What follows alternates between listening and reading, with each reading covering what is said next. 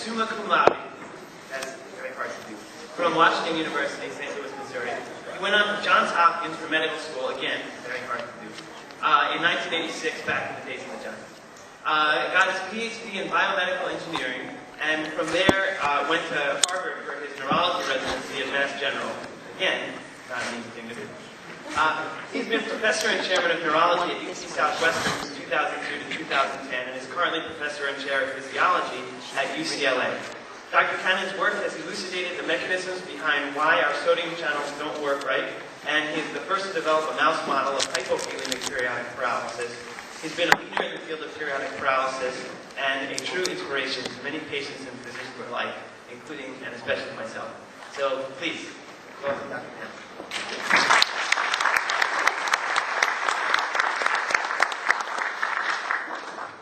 Thank you for the kind introduction, Jake. And one of the other things that's really hard to do is stay on time, especially when there's no clock in the room. So I'll count on you to be the time police here to make sure we stay on time. It's a real pleasure to come speak before you again. This is my third time. So I was in Niagara Falls in 2001 when you all met, and here, as it was, in 2009. And now I'm very pleased to be back once again. I always learn a lot from you, and really welcome this opportunity to get the word out for the work we do. A lot of it appears in technical journals and so forth, and it doesn't always filter out into the community. And so that's my job before me this morning, is to try to get the word out for you. So as you can see from the title, I'm going to be focusing on hypokalemic periodic paralysis this morning. As Jake said, we do work on hyperkalemic periodic paralysis and myotonia as well. But in the last couple of years, there's really been an acceleration in the process of understanding what's going on in hypokalemic periodic paralysis, which has enabled us to really make some educated, strategic, directed movements towards therapies and intervening to try to reduce the severity and frequency of attacks. So for this audience, it's unnecessary, of course, to introduce the features of the disorder, since you're all familiar, you teach us about it. But as you know, the hallmark of hypokalemic periodic paralysis is recurrent episodes of severe weakness, typically lasting hours to days. I recognize that for many individuals, the return of normal strength might take weeks, and there can be prolonged periods of decreased level of performance. And the very interesting aspect of this condition, which has fascinated clinicians for over 100 years, is the fact that there's this very tight coupling between provocative maneuvers, be it level of exercise, particularly the rest period after exercise. In the case of hypokalemic periodic paralysis, ingestion of a lot of carbohydrates. I apologize for some of the abbreviations, just ask if they're not clear, but that's CHO is carbohydrates, which promote potassium uptake into muscle, or other things that would lower potassium will bring on an episode or cause an increased risk for so. And we have to dive a little bit into the details so that I can try to get to appreciate some of the strategies that we're using now to think about treatment mechanisms. And to do that, you have to recognize the fact that the way your muscles work is to initiate a contraction. It involves a sequence of events coming from the nerve, talking to the muscle, signaling for there to be a release of intracellular calcium that then enables contraction to occur. And that signaling, in order to be very reliable and fast, relies on electrical signals. And so your muscles are negative inside, about 1/10 of a volt, negative. And when you're sitting there at rest doing nothing, that's where the voltage across your muscle cells is sitting, about minus 0.00 volts here. We call that the resting potential, when you're at rest, not doing anything. But it's very important that you're able to sit there, because it's as though your batteries are charged. You're poised, ready to go, so that when the signal comes from the nerve, the muscle can then massively, what we call depolarize, have an increasingly more positive voltage. This is what triggers the calcium release and allows the contraction to occur. So the fundamental problem that's actually in all forms of periodic paralysis is that this resting potential is too positive. It's depolarized. So there's a difficulty in keeping the batteries charged, essentially.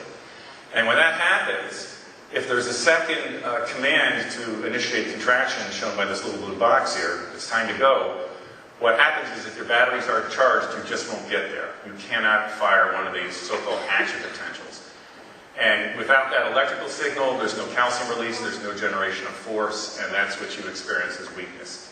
So the fundamental challenge for physicians and scientists to help you and understand what we can do about this condition is to gain more insight as to why you can't keep your batteries charged. Why does this depolarization occur? And as you know, over the last 25 years or so, there have been a lot of key insights in the genetics of this. The underlying problem is mutations in what we call ion channels. So the genes code for literally these little conductors that go in the muscle membrane and allow salts to move across. So when a salt moves through solution, that's the equivalent of electricity. So it's these little electrical signals that are charging your batteries, keeping your muscles ready to go. And many of us worked for a number of years, once these mutations were identified, understanding how the channels are misbehaving. Why is it they don't work properly? There's something wrong with the electrical signaling. But what's happened in the last 8 years or so in our lab is we've taken this a step further in generating models in mice that you've heard about. So for hypokalemic periodic paralysis, you're aware that there could be mutations in either of two genes. The first mutations were found in the calcium channel gene in 1994. And 5 years later, mutations were found in the sodium channel gene as well. This was initially very confusing to physicians because sodium channels and calcium channels do very different things in muscle. So how is it that if you have mutations in either one of these genes, you can end up with a clinical condition that is essentially indistinguishable, even to medical experts, between whether it's a sodium or calcium channel mutation? I'll address that this morning. So what I'm indicating here is that each of these little series of letters here indicates which amino acid is defective in these channels. So you know a gene defect causes a protein to be made incorrectly. The protein is composed of a string of amino acids. And in all cases, what happens is these channels are about 2,000, a little more than 2,000 amino acids. And just at one place, the wrong amino acid is placed in there. And that's what these little number and letter codes are indicating, which amino acid and which location. The point is, knowing this information and studying these channels, we had the ability to generate genetically engineered mice that would carry one of these mutations. So there are no naturally occurring mutations in mice that have created a good animal model for periodic paralysis.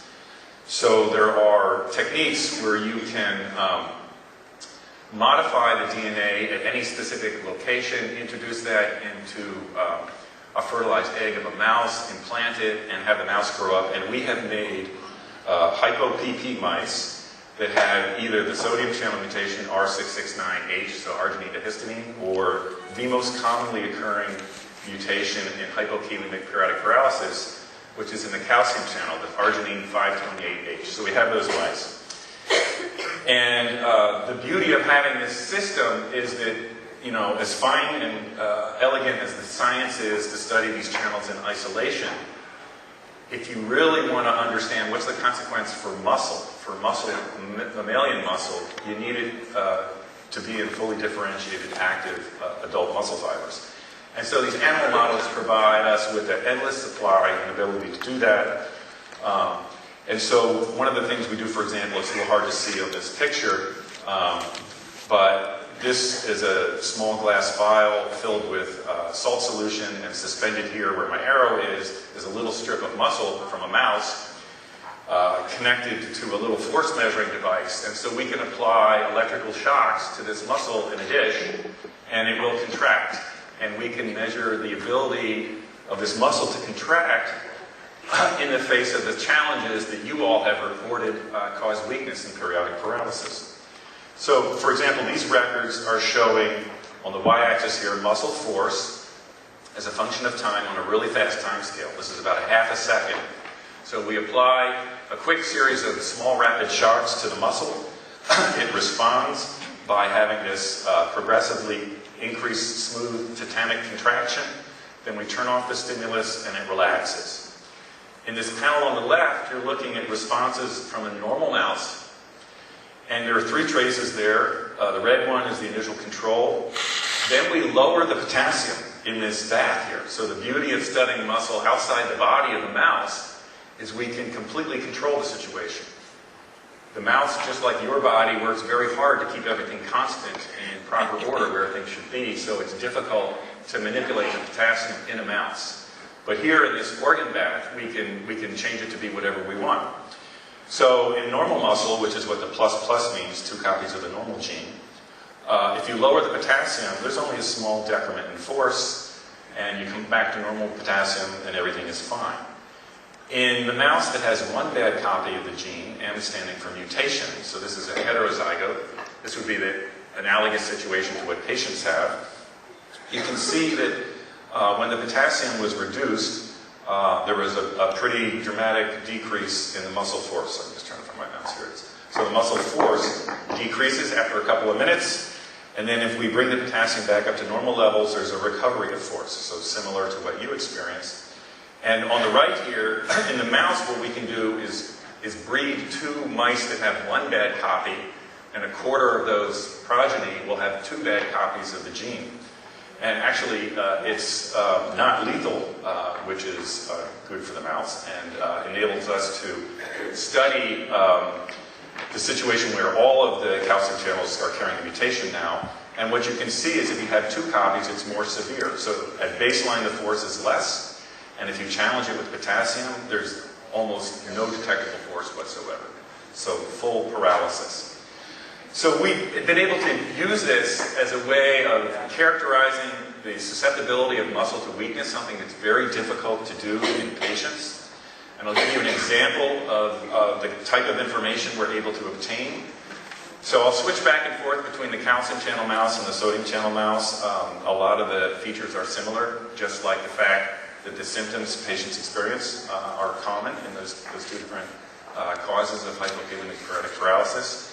But here what I'm showing is if we repeat that test every 2 minutes.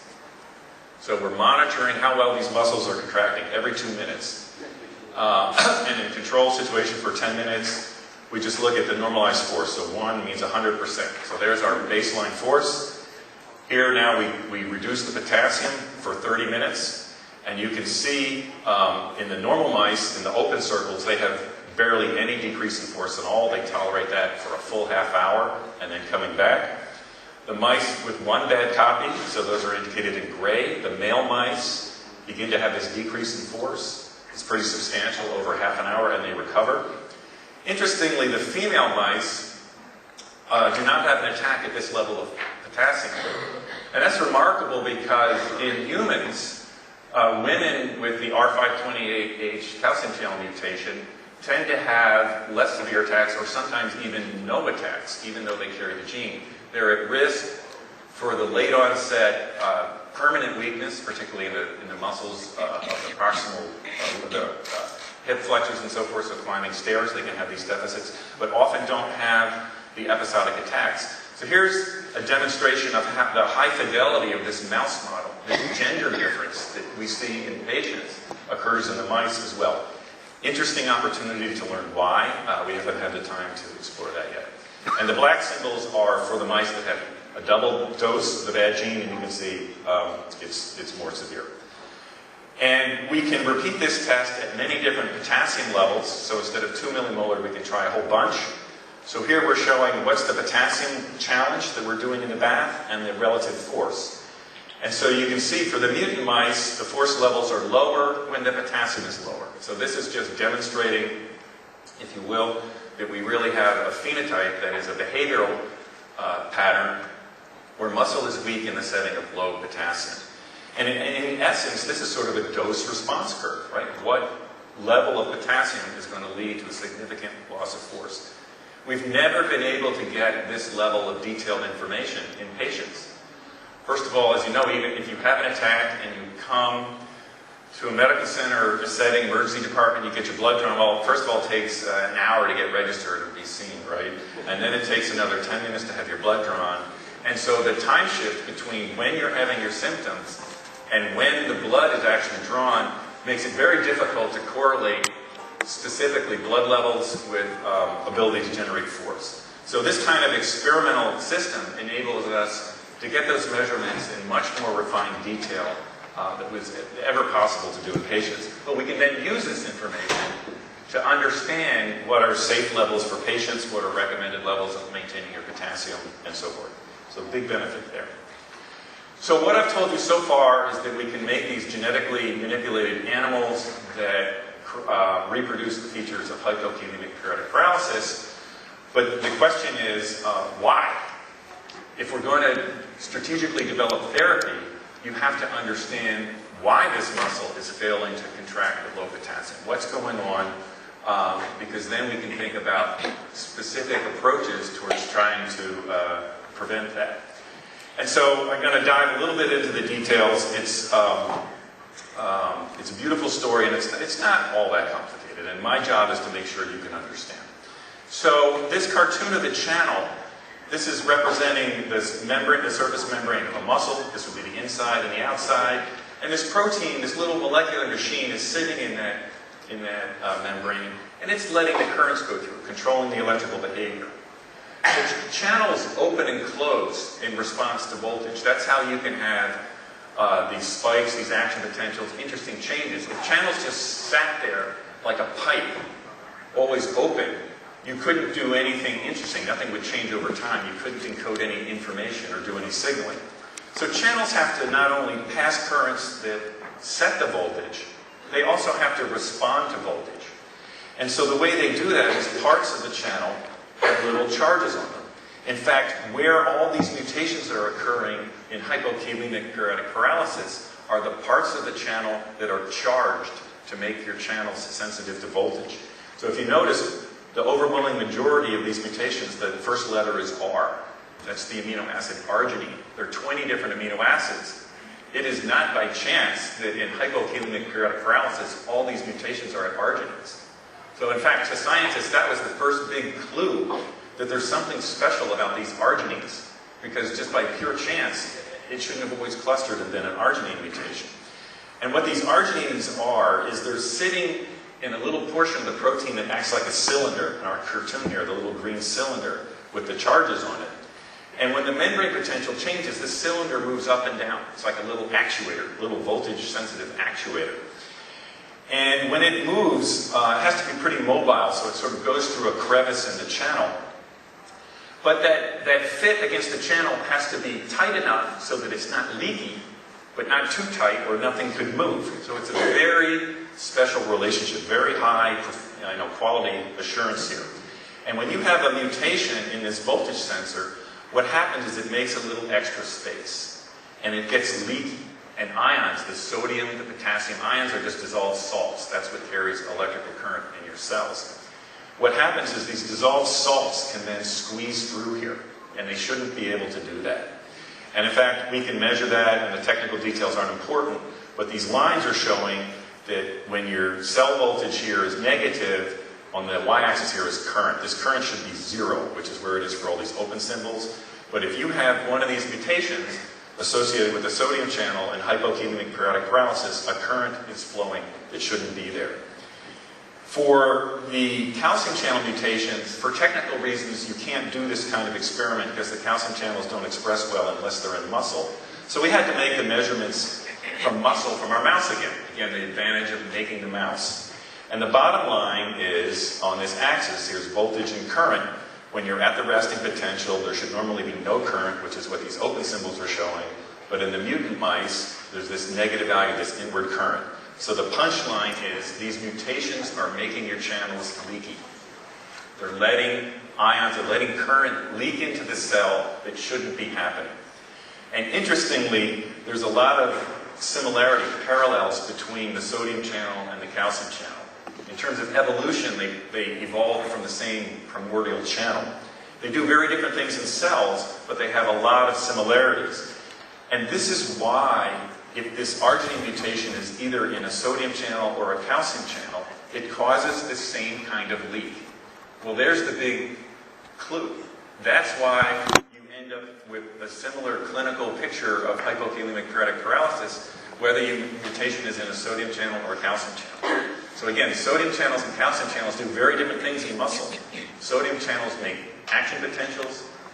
Calcium channels respond to that change in voltage and are involved in the calcium release within the cell. They do two very different things. But the reason why mutation in either causes periodic paralysis is you cause a leak. You cause a leak in the membrane. So that's the commonality. And that was, just as recently as 2008, this was discovered. And that was the big aha moment. Why is it you get the same clinical presentation for either condition? So now the issue is, okay, the problem is they're leaky. So if you're leaky, why does it cause your batteries to be run down? Why does it cause you to not be ready and available to have a contraction? And to do that, what we need to do is to consider all the players that are in a muscle that help set this voltage, that help keep your battery charged. And we don't need to be obsessed about the details, but I just tell you there are a number of different channels indicated by these little, whatever that shape is. And they're letting currents go through, and there's some pumps. And the point is, we know in great detail how these function, how they respond to voltage, how they let current through. So it enables us to build computer models to understand if my channel is misbehaving, what's the consequence going to be for the excitability of my muscle? What's going to happen? And when we do that, we can look, depending on what the extracellular potassium is. So, normally you live in a good day with a potassium between 3.5 and 4.5, right? And your voltage of your cell is about minus 90 millivolts, so you're all charged up and ready to go. What this system predicts, again, even for normal muscle, is that if you were to take the potassium low enough, I mean dangerously low, below 2 into the 1.5 range, what happens, as shown by the black curve, is suddenly there's this massive upward movement. That means depolarization, failure to keep your battery charged. And the important revelation of studying this is that even normal muscle will do this. You see, doctors are used to the idea, and it's true, the first approximation is that as you lower your potassium, your voltage should get more and more negative. And that's what's happening up here in the range where we normally live and operate. And that's true. But what happens is if the potassium level gets astoundingly low, then suddenly you're going to have this catastrophic shift. And what happens when you put this leak that we were talking about, because of the mutations in sodium or calcium channels, if you add into the players here of your muscle cell a leaky channel, what it does is it shifts this curve to the right. I apologize for some of the technical terms. We call this leak a gating pore leak because it's the pore through which the voltage-sensitive sensor for the gate is moving. Don't worry about the words. The point is, if you have that leak, what it does is it takes this normal phenomenon that happens in all muscle and shifts it so that this depolarization will now begin to happen at low normal values of potassium in the body. And that's what's happening. It's because of that shift that you're at risk for these attacks. Okay? So what we'd really like to know is which of these players over here in our model muscle cell are determining the shape of this curve. Because it's all about these shifts and twists. For example, if we could understand better, in particular, just trying to get my mouse, what determines this little corner right here at the bottom, where suddenly, this is the threshold. As you're lowering your potassium, you're doing fine, you're doing fine, you're doing fine, wham, there's this catastrophic shift. What determines that point? Because if we could do something about it, we could prevent your attacks. Right? That's what we need to do. And so it turns out that the critical determinant of this corner turns out to be, of all strange things, chloride moving through some kind of transporter.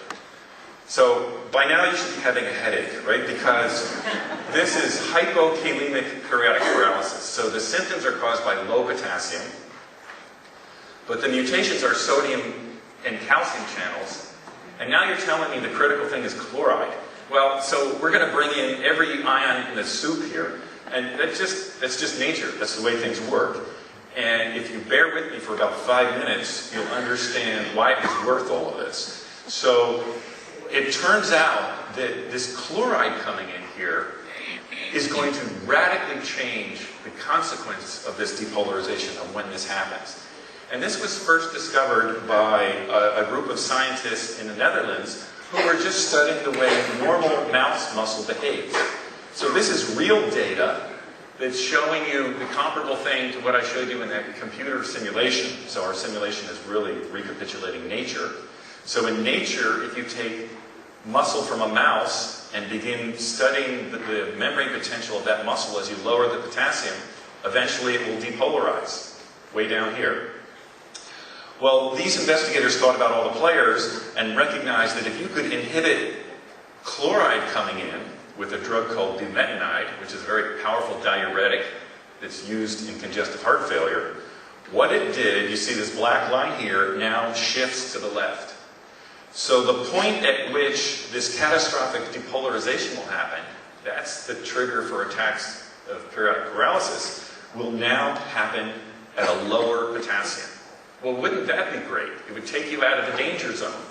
And these investigators in 2002 put in the discussion of their paper, maybe this would be useful for periodic paralysis. At the time, they didn't have a mouse. There weren't the tools available to actually do the test. We have the mouse. We can control when attacks of paralysis come. So the big question is, will this drug be beneficial and protective in some way for these attacks of periodic paralysis? And so here again, in cartoon, we have our little strip of muscle in the organ bath. And here's our control force. So as a function of time, we apply these little shocks. Boom, boom, boom. Here's our force. We lower the potassium. This is the sodium channel mutant mouse. You see the weakness of the muscle. We stay in low potassium and add bumetanide. Wham. Recovery of the force. Here is the calcium channel mutant mouse. Control situation. Lower the potassium from 4.7 to 2. Here's the weakness. Stay in the low potassium, but add this drug bumetanide. Not full recovery, but substantial recovery, and then you can wash out. So in either form of periodic paralysis, putting on this drug, which is blocking this transporter, and the primary effect of preventing chloride from coming in, is tremendously beneficial in terms of the force generation in this animal model of periodic paralysis. So I'll just show you in a little bit more detail the efficacy of this drug. What I'm going to look at now, again, is the steady state level of force. So is it normal or is it low as a function of the drug? So a little bit busy. But here we have, this is the sodium channel mutant mouse. So all these, the open symbols are the wild type mouse, the gray is one bad copy of the gene, and the black is two bad copies. So everybody starts out at normal potassium, 100% force level. At this point, we lower the potassium for an hour. Even wild-type muscle is not too happy to be down to 2 millimolar K, but if you have a hypo-PP muscle, it's more severe loss of force, and here if you have the double dose of the mutation, there's a dramatic loss of force. While still in low potassium, if we add very small amounts of bumetanide, the amount achievable in a human, look at the recovery of force. So this is rescue in the midst of an attack of paralysis by putting on bumetanide. We also looked at prevention, putting on the bumetanide at the same time we lower the potassium. Everybody's really happy. With the double dose of mutation, begin to perhaps get in a little trouble. If we then wash out the drug, but stay in low potassium, the mutant with the double dose has an attack of weakness. The single dose, one bad copy of the gene, actually has protection that outlasts this. We're still investigating the mechanism there. But the point is, the punchline is, this strategic approach, this drug, could potentially be useful for rescue, to stop an attack, or prevention, to keep an attack from coming in the first place. So, interestingly, this drug, again, it's acting right here. It's very specifically blocking this transporter. This transporter turns out, is in every cell of your body. It's not just in muscle. The reason you have this transporter is that you know, you have a lot of dissolved salts both in your body fluid and inside cells, and if the ratio of those salts is different, water is going to tend to move and things swell or shrink. And this transporter is there to help keep your cells maintaining the right volume, not swelling or shrinking. And every cell in the body faces that, so that's why you have it everywhere. So the natural trigger for regulating the activity of this transporter is the concentration of salts in the body, what physicians call osmolality, where you would say, am I dry, am I dehydrated, or am I all juicy wet, okay? So your level of hydration, and this is really important because you all have taught us that if you have a high salt diet, you eat a massive bag of potato chips or something, that might not be very good if you have hypokalemic periodic paralysis, right? And this might be the connection, because this is essentially a salt-sensitive, how high is your salt load in your body, regulator here. So the prediction is, when you're dehydrated, the activity of this thing goes up like crazy. So that should be a bad situation, because when it's upregulated, a lot of chloride is going to move into the muscle, and that's this part of the response, where you're depolarized. If you're well hydrated, it shuts this thing off. So instead of using a drug, you can just keep yourself hydrated. And you will naturally decrease the activity of this transporter, and it should keep you down here in a regime where you're promoting low intracellular chloride, because you're decreasing the activity of this transporter. Well, we tested this with our muscle, right? We have a mouse. Let's do it. So this is all from sodium channel mutant mouse. Just look at the black curves. So again, over 2 hours, we're measuring force, and we're giving it some challenges. So just look at the black. Here, the force is stable for 30 minutes. And here are the technical terms. Hypertonic, what the heck does that mean? We're making it like it's dry, it's saltier. You just ate your bag of potato chips. Nothing else. The potassium is still normal. All we did was change the amount of dissolved salts. And look what happens. It triggers weakness. So you can get weakness just from this hypertonic challenge. We then lower the potassium, which is also a bad thing. You get like a double whammy and massive loss of force. Then here we go back to normal concentrations of the salts, still in low potassium, and then it recovers.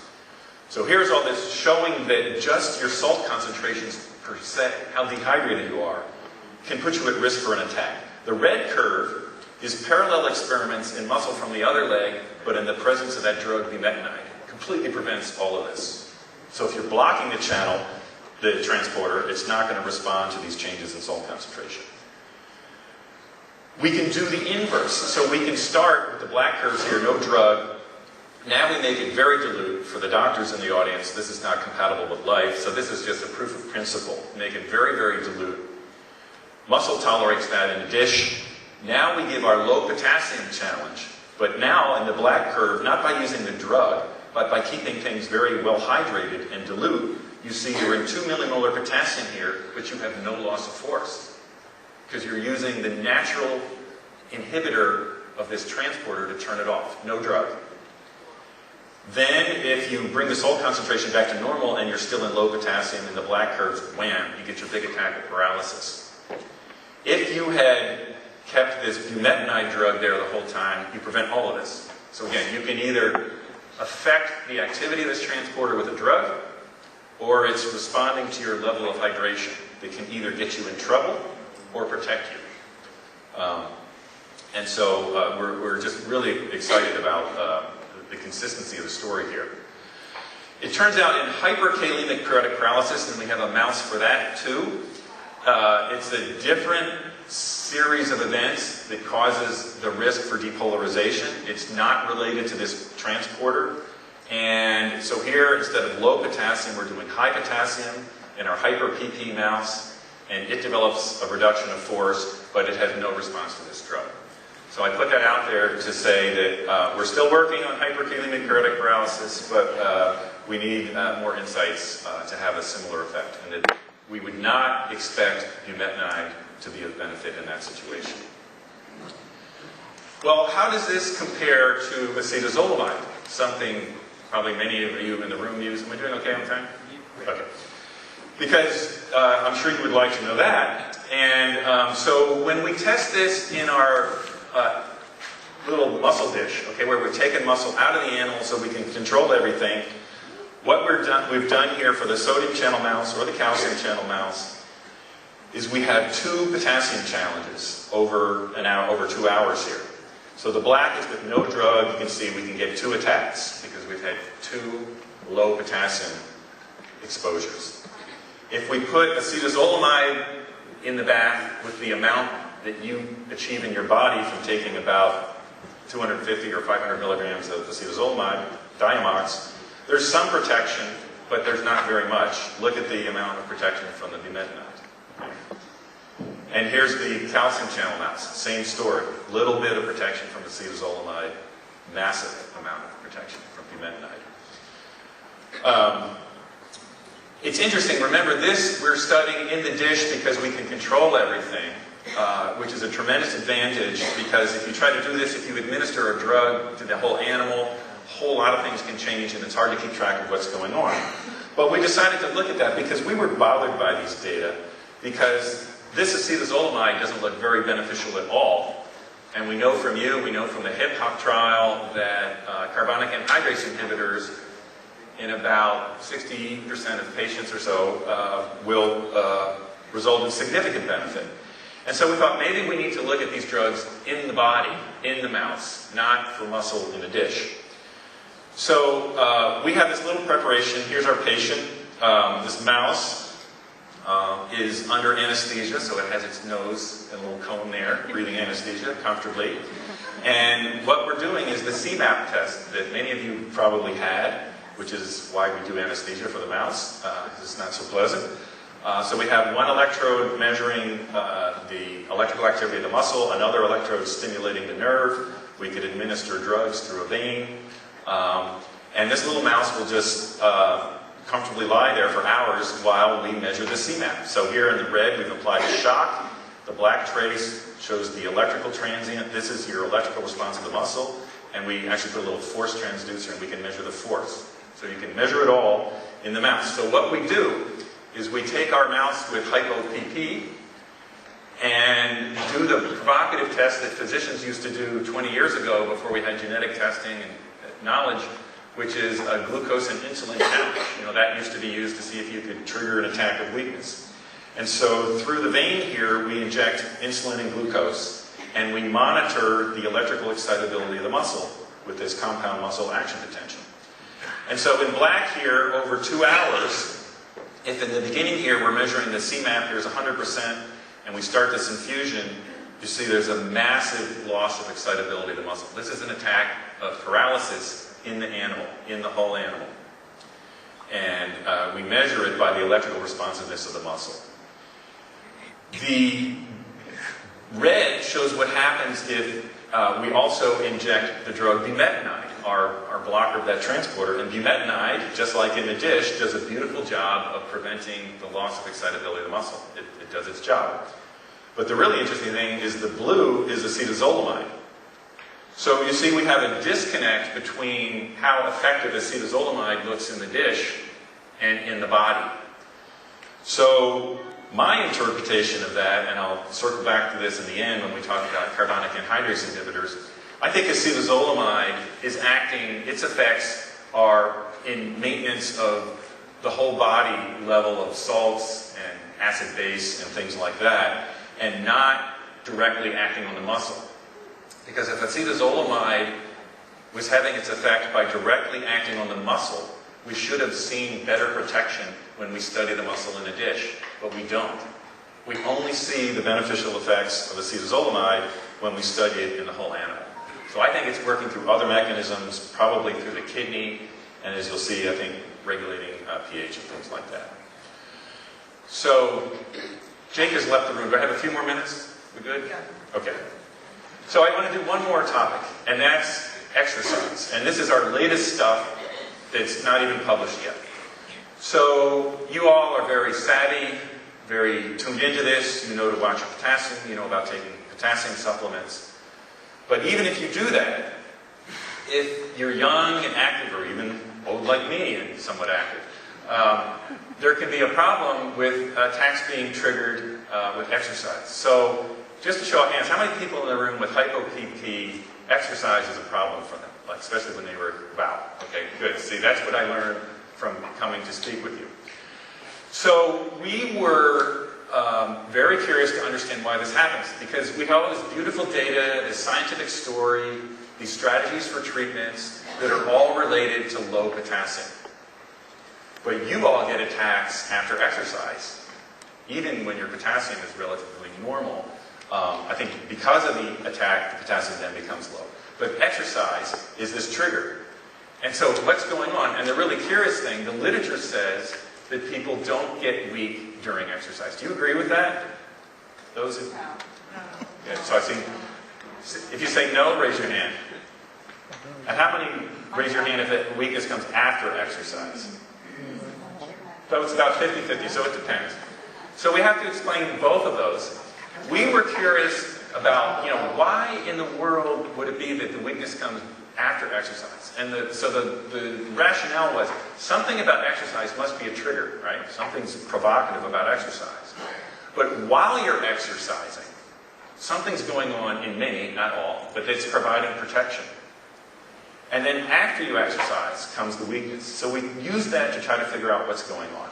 So this is just saying in words what I just told you, that the exercise, from what I've been told, and after this talk, you guys can come up to me and I'd be very curious to learn from you. So what we're told is that the level of exercise has to be quite strenuous for a prolonged period of time, maybe at least 15 minutes or half an hour, and that oftentimes there's a delay before the weakness is going to come after the exercise.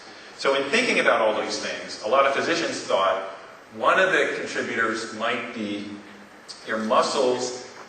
When they get sore, they're making a lot of lactic acid, so you get acidosis. So from respiration of trying to provide fuel to your muscles, one of the byproducts is the environment around the muscle becomes a little acidic. And so we wanted to now use our mouse model to test, what we really intended to test was, does acidity protect muscle from getting an attack? Because that was the idea.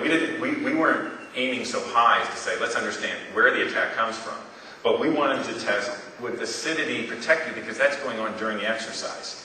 And we got this massive surprise. So we, in the dish, used a way to control the pH, which was just by bubbling how much carbon dioxide is in our bath. So here everything's stable, stable, stable. We have either wild type or the two different mouse models of hypo-PP. Our simulated exercise was to lower the pH. The muscles tolerate that just fine. The force is fine. This is when we thought there would be protection. But when we came back to normal pH, wham! Massive transient loss of force for either mouse model for periodic paralysis. That was completely unexpected. And we just, oh my gosh, this is it. This is post-exercise weakness that's happening. And so we began to scratch our heads and think about this and try to understand what could be going on. And it turns out, going back to all of our players, we talked about with the drug bumetanide and that internal chloride can be a problem because if it's high, it's going to favor depolarization where your battery has run down and you're weak. Well, there are two parts to that story. How much chloride comes in, and that was our strategy with the bumetanide or with your level of hydration. But the other part of the equation is how much chloride goes out. And when you become acidotic, it's known that that inhibits the chloride channel. So the idea is, perhaps what's happening is the acidosis blocks the outflow, you build up chloride, and then when you relieve the acidosis, you get massive depolarization. So one of the predictions would be the acidosis has to be there for a while because this transports chloride into the cell, but it's relatively slow. So it takes many minutes for this chloride to build up if you block the outflow pathway from acidosis, that is from exercise. So we did that. We made the acidosis of different durations, 6 minutes, 30 minutes, or 80 minutes. And what you can see is the weakness, that is the loss of force, these downward movement that comes after acidosis, is more severe if the duration of acidosis has been longer, and it has to be longer on a time scale of minutes. So it's a very slow thing. So that's consistent with the idea that if you're going to get this weakness after exercise, you have to have had a pretty good workout, many, many minutes, not just a brief sprint or something like that. The other prediction, of course, is if it's related to chloride, it's the outflow of chloride problem. Well, if we could prevent chloride from coming in, that should protect you. And if we put bumetanide there before the simulated exercise, the red is without the drug, there's your weakness. You can completely prevent this if you block the chloride from coming in the first place. So it works not only for attacks triggered by low potassium, but it would also work for attacks triggered by exercise. That's the prediction. So conceptually, we have this idea that you're sitting there, everything's fine, you have normal excitability, good strength, the intracellular chloride is normal. If you exercise very vigorously, strenuously, your muscles are going to get acidotic. That happens to everybody. It's going to shut down the ability of chloride to get out of the cell. This is the chloride channel. And if you exercise just for a while, you can come right back up and be normal. But you have to stay exercising for a long time because very slowly this chloride will build up in your muscle. Once it's gotten there, you're still protected because the chloride channels are closed. So the electrical consequence of this high chloride is silent, in a sense. So you're set up for a bad situation because your muscle chloride is high, but with your channels closed, you don't see that. Now, if you stop exercising very quickly, the acidosis recovers very quickly, the channel opens up, you're susceptible to depolarization, and wham, here's where you get your attack. And then if you wait a little longer, of course, the chloride eventually leaks back out and you come back to where you start. The reason I'm going into this in such great detail is to emphasize that a big part of this is timing. You have to be exercising for a long time for the chloride to build up. And then what gets you in trouble is when the system recovers from the acidosis very quickly, but there's not enough time for the chloride to get out. So the model suggests, what the clinical literature says, and I want to talk to you all about later, is can you prevent an attack if you slowly warm down? So the idea here is if you slowly warm down, you allow your exercise, your acidosis to recover more slowly, and there's time for the chloride to re-equilibrate before those channels reopen, and you'll be protected. So we want to explore that mechanism, but our motivation for doing that depends on you telling me whether or not you think that's true. So I really want to hear from you, and hopefully there'll be a chance for that. So in the remaining minute or so, I just feel you've heard Kavehis come out, you heard yesterday. I just thought I should spend a few words talking about the drugs that are out there that are available for intervention in periodic paralysis. So how does acetazolamide work? How does dichlorphenamide work? You know, we're showing you all this science, and it has some pretty impressive results. The short answer is we don't know. Okay. I have spent years trying to figure out how acetazolamide is protective in muscle. And you saw some of the experiments. It doesn't work in a dish, it works in the body. We have ideas that might be pH related. You see how powerful pH can be in influencing susceptibility to paralysis. But in the end, we still don't know. Some people think it acts directly on muscle. We don't. The idea would be, you know, this is marketed and developed as a carbonic anhydrase inhibitor. What do carbonic anhydrases do? They speed up the equilibration of pH across the cell. We agree that the whole system is pH dependent, but we don't think it's happening at the muscle level because we don't see it in a dish. You have to recognize that every drug, while it might be many times found from just a screen, right? They're testing hundreds of thousands of compounds for an effect. And the drug company is happy if it works. You know, who cares what the mechanism is? If it works, we're going to help people, and there's a market there. But you need to realize that even though drugs are discovered this way, and then people try to figure out the mechanism, and yeah, you find that the targets, what the drug is binding to, where it's acting. All drugs have off-target effects. They're affecting many other things. And so some people, a group of investigators in Italy, have proposed that what acetazolamide and similar drugs are doing, it's not their blocking of the carbonic anhydrase, but they're activating a potassium channel.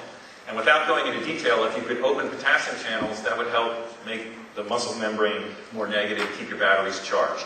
So that could work. We haven't been able to verify that. I think what's more likely is the effect is indirect. It's acting on other organs like the kidney, which is maintaining acid-base balance in the body, and that's what's providing protection. But the short answer is we don't know. If you look at the drugs we've been talking about, interestingly, all three of these, so acetazolamide, dichlorphenamide, and bumetanide, the new one I told you this morning, they are all members of a series of compounds called sulfonamides. They all have this sulfur, then an oxygen links to this nitrogen. Here's the amide. So every one of these drugs as that. And the sulfonamides is a big, huge family of drugs. But I put this up here to emphasize to you that what seems like extraordinarily different drugs have certain chemical features in common.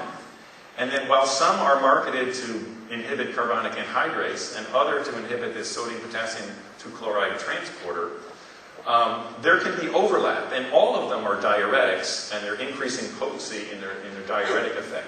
So I remain open-minded to explore these. To me, look at how different acetazolamide and dichlorphenamide are. Even if you're not a chemist, you see the cartoon looks very different.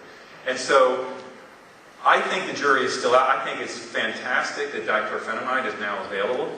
And I think there could be differences between dichlorphenamide and acetazolamide, but the crossover study, double-blind, hasn't been done yet. But I promise you, we're going to look in the laboratory to see if there are differences. And what I'm really curious about is to see whether dichlorphenamide and bumetanide share certain properties in terms of the way they affect cells. So in the end, I appreciate your patience, and it's very early in the morning to talk about this kind of technical stuff. Just to summarize for you, what we've learned about hypokalemic periodic paralysis is that the fundamental problem is these mutations in either a sodium or a calcium channel cause the channels to become leaky. The presence of that leak puts you at increased risk for this massive depolarization in low potassium. But interestingly, there's kind of a switch that controls whether that's going to happen. And that switch is the level of chloride in your cells. If you have low chloride inside the muscle, it's going to favor you staying fully polarized with your batteries charged. If the chloride in the cells gets high, it's going to favor depolarization. That would be an attack. So all these things are connected and coupled. That's where the chloride comes in. I think that the attacks of weakness after exercise are because, again, you've built up that chloride, this time because the outflow opportunity has been shut off by the effects of exercise, which would shut down the channel. So what does this mean in what I've been telling you about chloride for everyday practical management of hypokalemic periodic paralysis? I would want to minimize things that would promote chloride movement into your muscle. So this is technical jargon. What you want to avoid is high salt, even sodium salts. You want to avoid high salt diets. You want to avoid being dehydrated. Don't go out and exercise without plenty of liquids. There are other things that add to this, if you will, high solute problem. If you're diabetic and your blood sugar gets high, that would also be a problem because sugars as well will activate this transporter. So you want to keep everything well hydrated. The precautions for vigorous exercise, particularly if you're going to exercise, hydrate before you start. The science tells me there's a rationale for this warm down. It's not just some old wives' tale or something. That's how I would exercise, and that this will perhaps prevent an attack. Let me just say a word about bumetanide.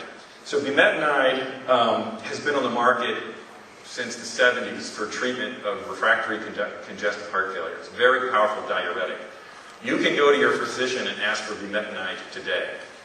I want you to be cautious and perhaps hold out. We have shown this is incredibly beneficial in the mouse model, no question about it. 2 papers have been published by us, one in neurology, one in brain, peer-reviewed, accepted. This is for real. The challenge, of course, is a powerful diuretic like bumetanide will cause you to lose potassium in the urine. So you got the double-edged sword here of low potassium triggers attacks, but this drug can prevent an attack. The issue is the way this drug is such a powerful diuretic, it's acting on the same transporter mechanism, but in the kidney instead of in the muscle. So there's no way a chemical company can make a drug that would only block the transporter in muscle and not in the kidney because it's exactly the same transporter. It's just in a different part of the body. I still think this is going to be a viable treatment option. Why? Because I think if used judiciously, the right amount, it might be dangerous for chronic prevention measures, but to abort an acute attack, I think there's a role for it. You could co-administer it with potassium. The other thing is if you do the math, the reason your potassium goes so low during attack is not because you're losing it in the urine, it's shifting into your muscle. So even though giving this drug would cause you to lose some potassium in the urine, that would be a drop in the bucket compared to how much potassium will move into your muscles if you get an attack. So I think although there's a risk for this drug, it's really low, and prevention of the paralysis is going to outweigh that.